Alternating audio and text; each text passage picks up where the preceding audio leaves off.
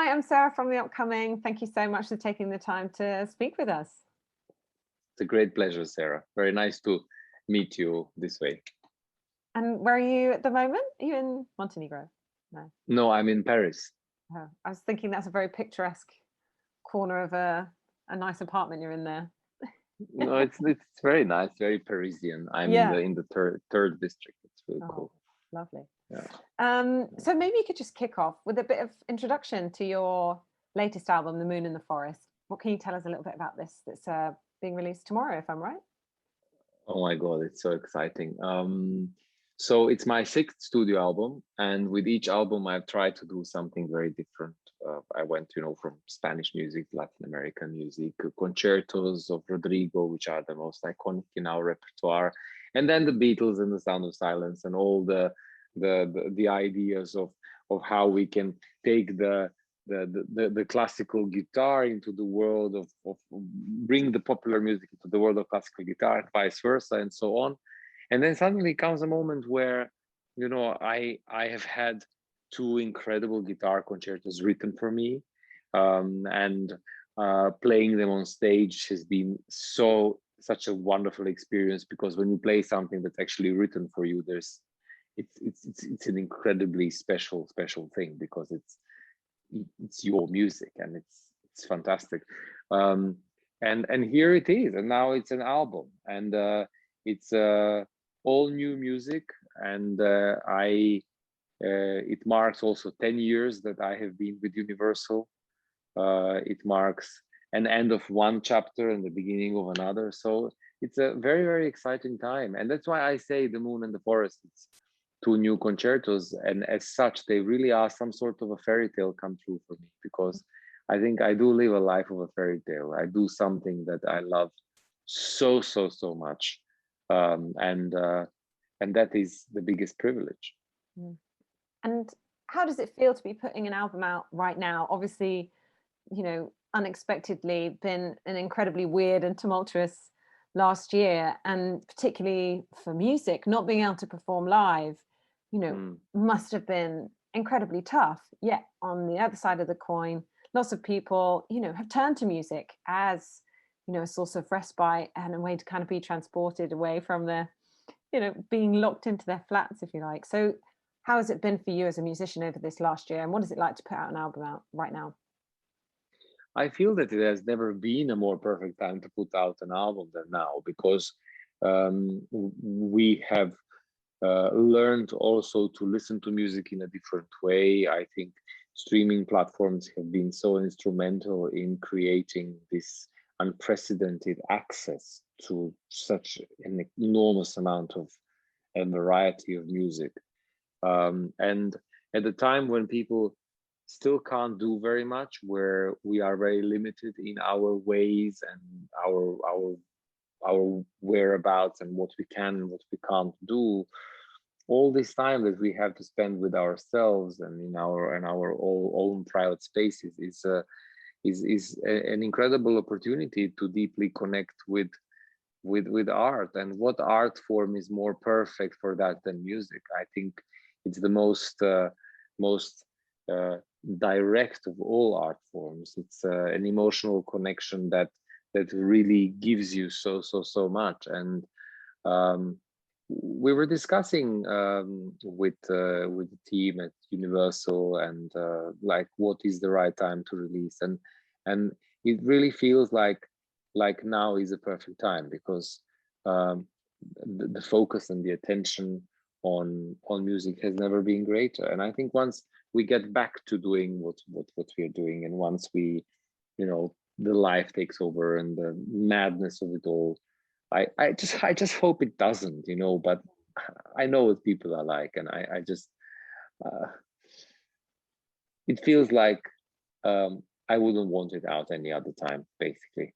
But I guess maybe you're also hankering to get back to some live performances. So do you have things lined up for the summer? And, what have been some of the things you might have missed, or some of the highlights of when you have been able to perform live? Thinking in particular of, your solo recital at the Royal Albert Hall, which must have been a mind-blowing experience.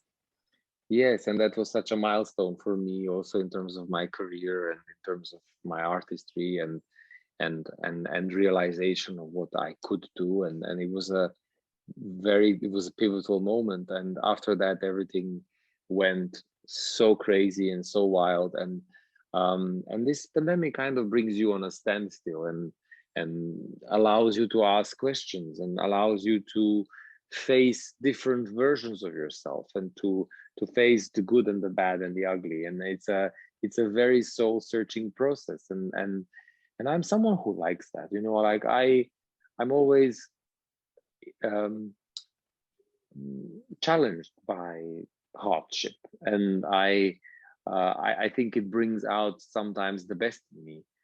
Um, but the things that I look forward to now, that it's been a very exciting couple of weeks, because it's exactly in the last couple of weeks that things have sort of started to move and be planned and so on. And one of the things is the Albert Hall, because um, I was going to have a recital there again in May, again in the round on my own, and now it's confirmed for July 16, and it's been announced, and I'm absolutely thrilled and excited, and it's exactly the sort of thing I need after a year of not playing very much. And I hope it will, even if it's as just a tiny little bit like it was the first time round, it will be good, because that was so incredible.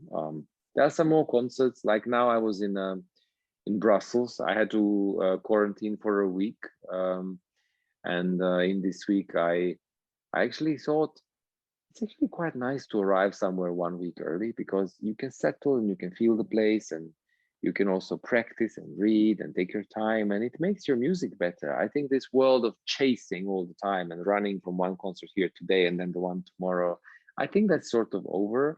And while that can be very exciting sometimes, I also don't think it's such a bad thing. You just have to be a little bit more balanced and responsible and cautious.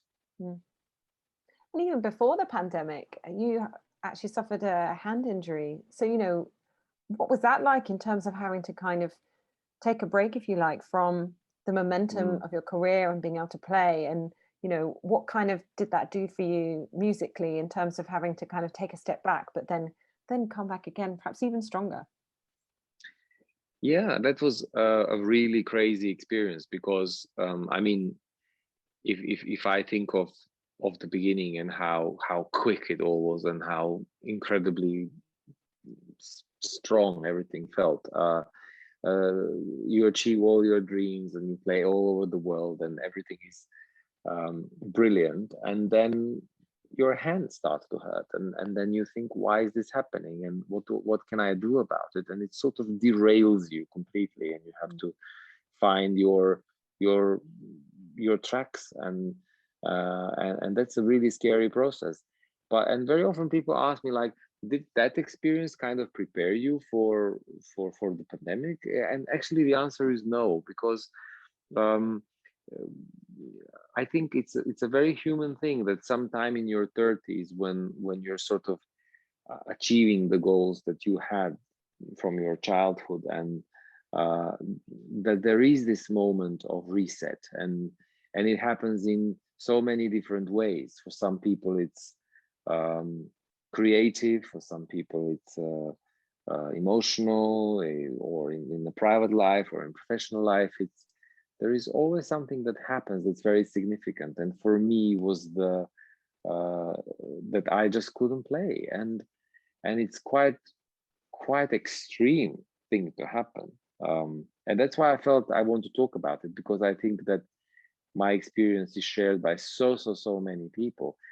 Musicians necessarily don't like to talk about it, because they are scared that it will do this and that. But I just think you have to be always honest, because even if by talking about it you help just one person, or just um, give them hope, or an idea, then it's worth doing it.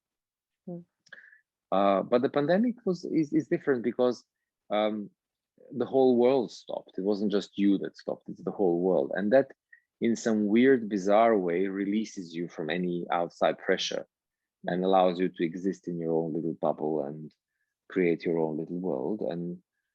I kind of like my own little world. Um, people say like, "Are you bored?" or "What are you doing with your time?" I'm like, I'm never bored. There's always so much that can happen in here, uh, and that's I love that. Mm. Perhaps we can just take a step back, and can you tell us a little bit about, how you first came about, you picked up a guitar back when you were growing up in Montenegro, and what was it, your journey with the instrument, that has led you to this kind of unique position of being something of a pioneer in, crossing this boundary between classical and pop, and even the idea of having just a guitarist on the stage in the Royal Albert Hall, which is something quite special, actually. Well, I think it all goes back to those beginnings, because I grew up in a very happy household, and where there was always music in one way or the other, but not necessarily classical music. It was just music, and there never was a pressure of music being this way or that way. It was just music, and I picked up the guitar and found that best friend that opened the doors to the whole world for me and changed my life completely.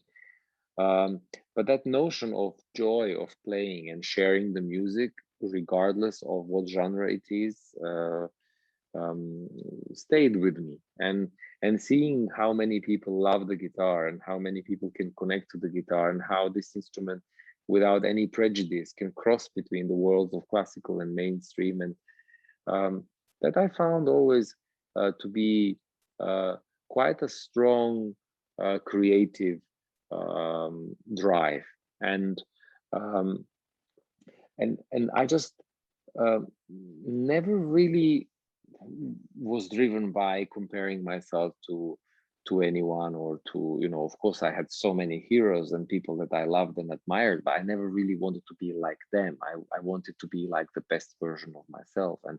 And now when I talk to young students and to people who want to become musicians, I always tell them that the most important thing to realize is that you have your way and your life and your book to write, and it is different from anyone else. And uh, the best version of you is the only person in this whole world. And if you go for that, then the sky is the limit. So I wanted that to reflect in my choices of repertoire, of recordings, of in my career in general, and to sort of never be scared to go as far as you feel right, because if it feels right, it probably is right, and it's right for whatever reason. We just have to live an open and free life, and then there will be no regrets ever. Mm. And I'd seen one journalist refer to you as the classical guitar god. How does having that kind of label put to you, does that kind of give you a feeling of pressure and responsibility that you've kind of been put in this position, or does that surprise you? How does it feel to kind of have that position in the kind of music industry?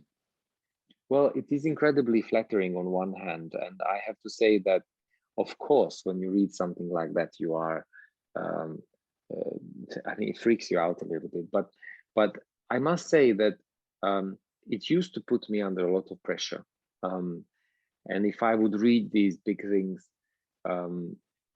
and the more known and the more successful I was getting, there was more and more pressure to be more perfect.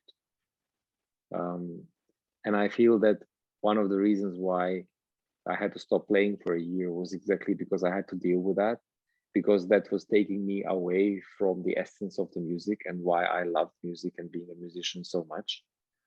And it's where the noise around you overtakes the actual music.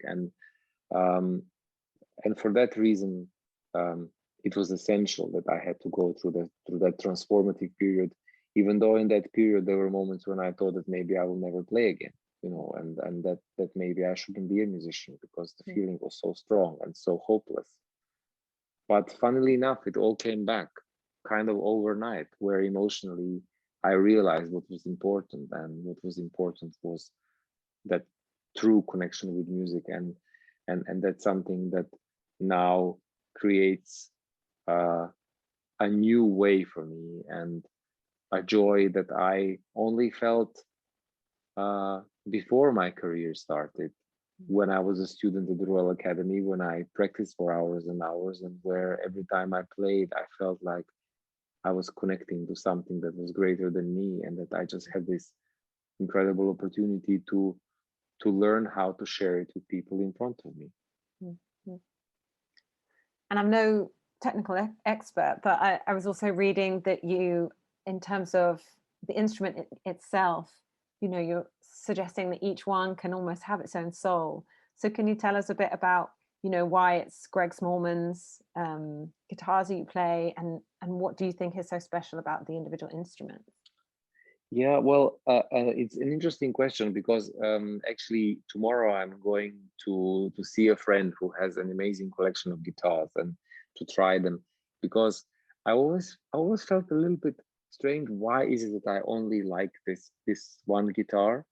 And actually, Greg Smallman sent me a brand new guitar that he made specially for me last year, but I still haven't had the courage to start to play it, and it's still under my bed, and I don't play it because um, my old guitar has been with me through so many different things, and it's like this instrument has very strong energy and soul, and to just suddenly stop playing it and start playing another guitar, no matter how great the other guitar, just doesn't feel right. And I I think that a lot of instrumentalists feel this way, because our instrument is our voice, and every instrumentalist tries to mimic a human voice in one way or the other, and it becomes part of you, and it becomes part of your body, and it's like, I don't need a new arm. Like, I love my arm, and it's the same like guitar. I just don't need a new guitar.